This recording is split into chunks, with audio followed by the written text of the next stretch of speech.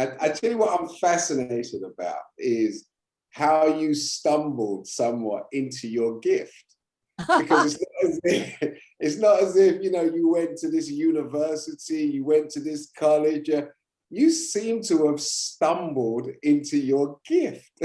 Speak to that for me, because in you analyzing self and being determined to fix these personal issues, we're on the Zoom now, across Atlantic, right?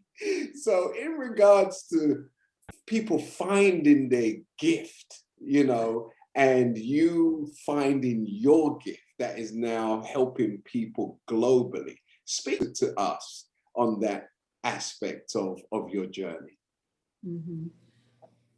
Well, we are born with our gifts. I said that we have a treasure chest, each one of us inside of us. We just have to know how to mine, how to find it. But it's already there. And so I started off as far as I was conscious as a teenager. I was going to be an artist, a dancer, a singer, right, an actress. Right. That's what my plan. But the Creator had a master plan for me. And there's right.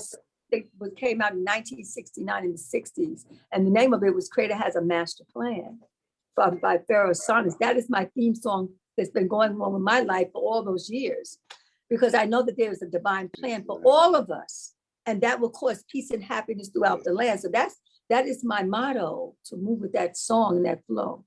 So the stumbling is, I was sick, and from the sickness, I was seeking wellness.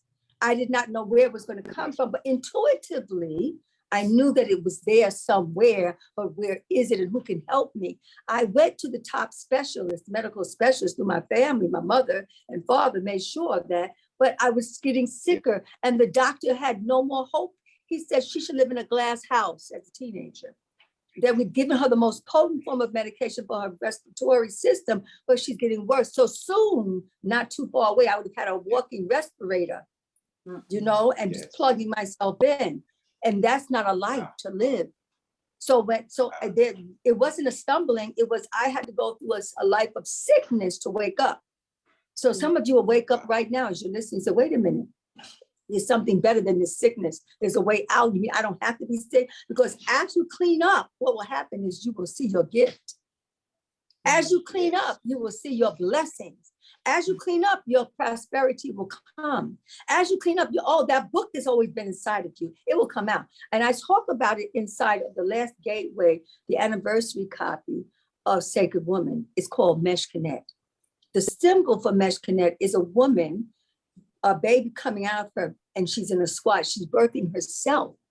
That was my interpretation. And she's holding onto bricks, and she's bearing down, having a natural birth. Bricks are hard, but to birth your work can be hard. But when that baby comes out, it's like after 30 hours or 8 hours or 4 hours of breathing and processing and carrying that baby, then you hold on to the bricks, and then you birth this baby. And that's what women and men are birthing, their purpose. If you do not birth your purpose, you will never be happy or complete. Now that gateway tells you how to go through, because I had to go back into my own consciousness. I'm always mapping myself. Yes, how did I get over that? How did I discover that? Where did it come from? I go into prayer. That's where I live. I live in prayer meditation, and I live intuitively. Yeah. It's like, how do you live intuitively? How do you make a living? How do you travel? How do you do everything intuitively? Because that's where God dwells within. Yeah. That's where you could tap into your indwelling healer and just ask any question and receive the answers to your quest. And that's where it came to me. I remember I was going to have a sit down with Laura London, and we know Nipsey Hussle. They were mates.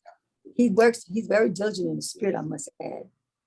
And she became a student of mine because he encouraged her while he was in his body. Furthermore, he saw her transformation. He loved her transformation. The transformation was good for the union. She stayed steadfast. She stayed with me. She stayed her healing. She stayed the course. And in that transformation, we grew, and she was very internal. She was a symbol for everyone that you can heal your heart. And she's in our docu-series. If you get the docu-series, if you see anything else, look for that one, because she gives a testimony of Sacred Woman. And you know how that was for her made to be taken from his family in that violent way. But she found herself inside of that. We sometimes go through just great trauma to find ourselves, to find greater gifts inside of us. There's a healing in her that has been unearthed, you know? And so for everyone who's looking for that gift, that treasure, I want you to see yourself as a treasure chest. Absolutely. Open it up and you will discover your place, your prosperity.